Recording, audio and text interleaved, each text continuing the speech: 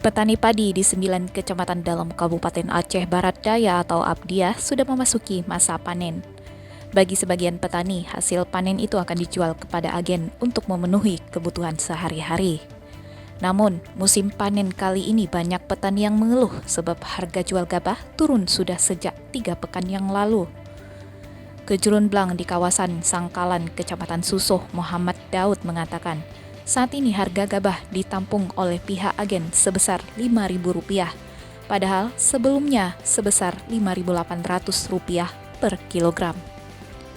Kata Daud, para petani merasa berat dengan turunnya harga gabah karena mereka harus mengeluarkan biaya yang tinggi untuk ongkos memotong padi menggunakan mesin milik swasta.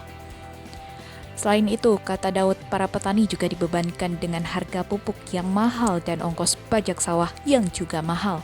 Sehingga jika dihitung-hitung dengan harga jual gabah saat ini, petani akan rugi. Daud berharap agar pemerintah melalui dinas terkait untuk meningkatkan kembali harga gabah saat ini, sehingga hasil yang didapatkan sepadan dengan lelah yang petani rasakan selama ini.